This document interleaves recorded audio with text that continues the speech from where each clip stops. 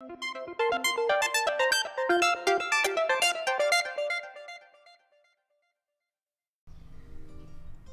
everyone, I'm with Chris WALLER, champion trainer in Australia. I'm going to interview Chris for a few questions.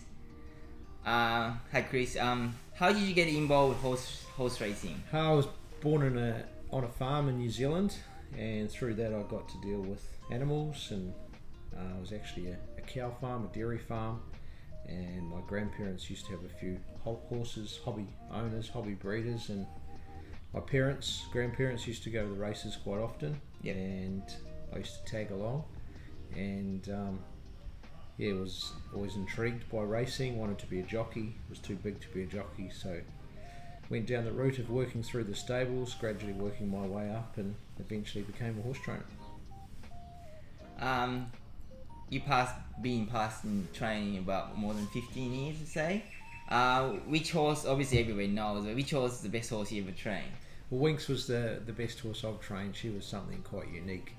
Her winning sequence, I think, was about 33 wins, and she retired at the end of that sequence without being defeated for 33 starts. So it was very special. With that came an amazing experience, a lot of thrills, but also a lot of pressure and expectations from people following racing, not just in Australia, but she reached out to the rest of the world, people from all parts of the globe, and captured the imagination. We've all seen the great horses in Japan, England, Ireland, wherever they come from, and to get a horse like that was very special.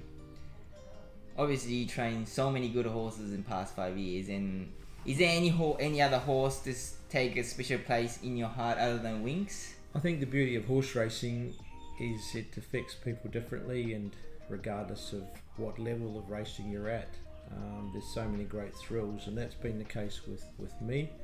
Among the obvious Group 1 races, which we all dream about winning, just horses along the way that may help your career get started.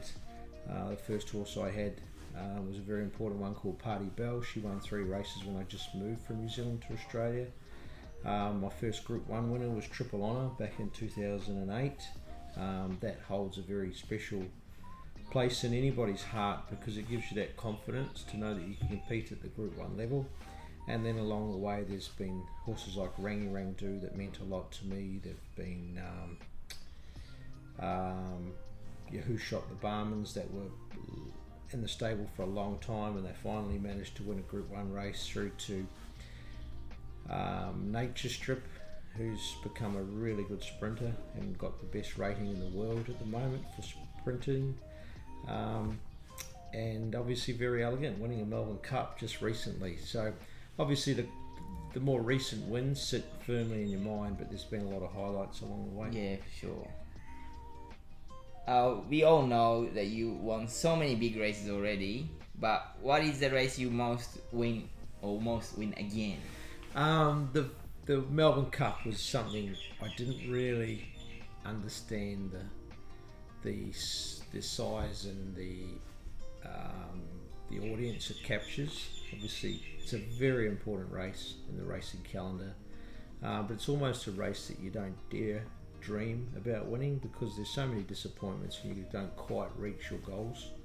But to win that, it is a race that stops the nation, and obviously Japan's had great success in it, as have other parts of the world, and everybody now wants to win the Melbourne Cup. So that was a real highlight, and it's certainly a race that I'd like to win again.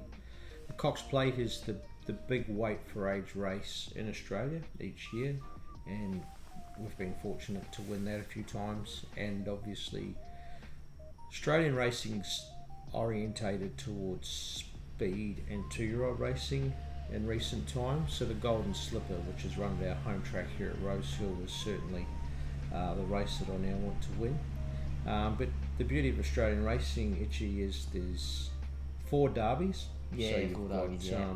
Victoria, Sydney, which is the Australian derby, Queensland, and South Australian derby, as well as other derbies that and are in different states, but they're not Group 1s. But there's 4 Group 1 derbies in Australia, 4 Group 1 Oaks in Australia, and they've all got lead-up races. So I think they're races that can be targeted, especially if you've got stamina. And when Australia's breeding more for speed, I think that's where you'll see the overseas horses and Japanese horses start to become dominant. Yeah. Well, Deep Impact was a very good horse. Yeah, I remember he him. was. A Group 1 horse isn't much different to a Group 3 horse. But Japan is they're always looking to improve their breeding stock.